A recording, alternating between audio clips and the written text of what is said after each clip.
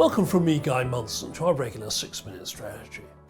This week's quarter-point rate cut from the US Federal Reserve's FOMC plays out against a backdrop of unprecedented political challenge. The previously staunchly independent committee already has 3 key Trump appointees on its governing board, out of a total of 7. Yesterday only one, Stephen Moran, voted for a half-point cut, reassuringly Trump's other 2 appointees, Chris Waller and Michelle Bowman, who had dissented at the June meeting, chose to back Chair Powell this time around. Does that mean that Powell has salvaged the Fed's independence? For now, perhaps, but not forever. If Chairman Powell and Michelle Barr choose not to stand for their full terms, and the President is ultimately successful in getting Lisa Cook dismissed, then the White House could have a clear majority of Fed governors at some point in 2026. In the slides ahead, my colleague Dr. Subitha Subramaniam and I will see how fragile the Fed really is today, what a White House-influenced central bank would look like, and what the implications are for your portfolio.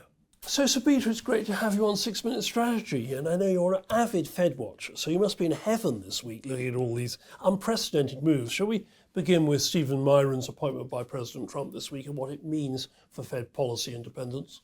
Yes, so I think he's a highly controversial appointment. He has very unorthodox views on monetary policy. To start with, he believes Fed independence is not really compatible with the democratic process. Last March, he wrote a paper that had very controversial views that he put forward. The first one was that he believed that the president should be able to fire a Fed governor at will. So currently, the president can only fire a governor for cause, for doing something wrong while they're at the job. He also believes that the term of the Fed governor needs to be shortened materially from 14 years today to just 8 years.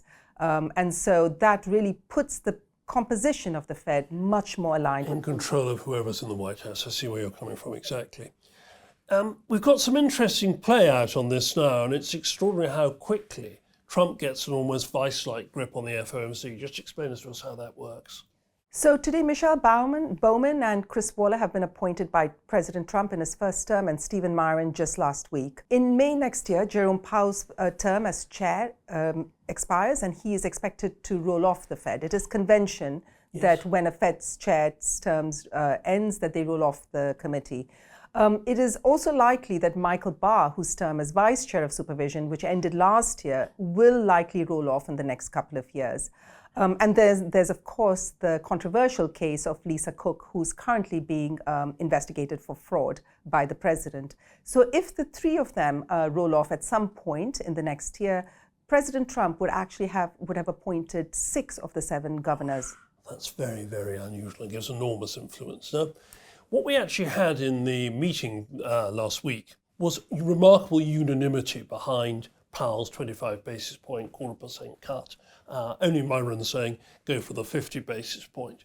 But your argument is that underneath that semblance of unity, there's a bit of an illogical set of projections coming out for the Fed, and we need to see where those lie in the so-called SEP, the Summary of Economic Projections. Yes, so it was quite a confused message from the Fed.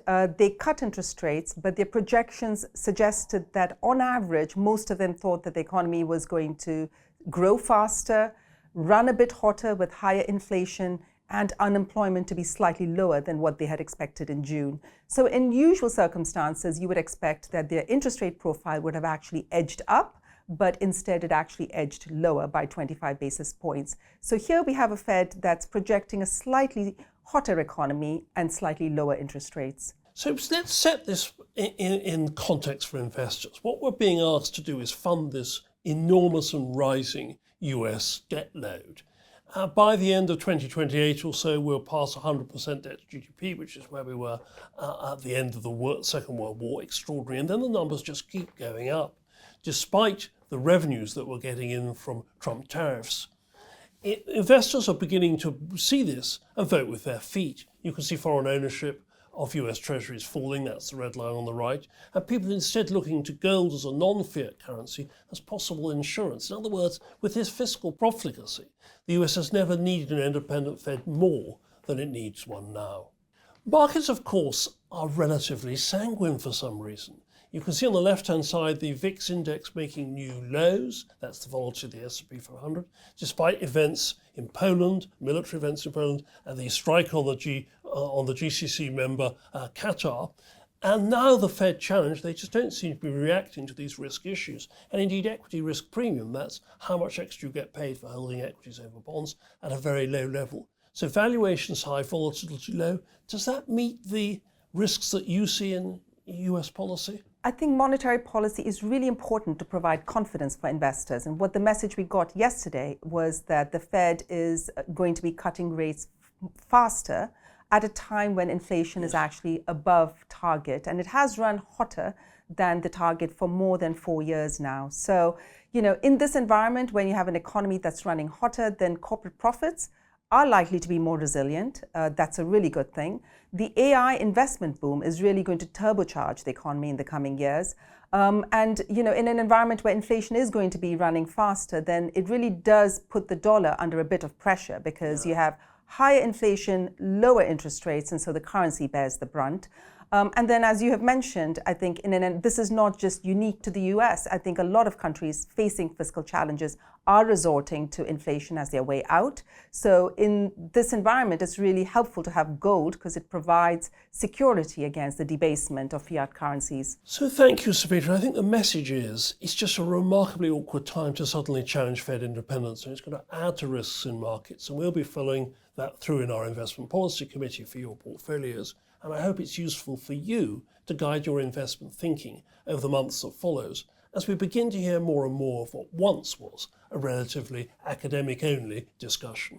Thank you so much.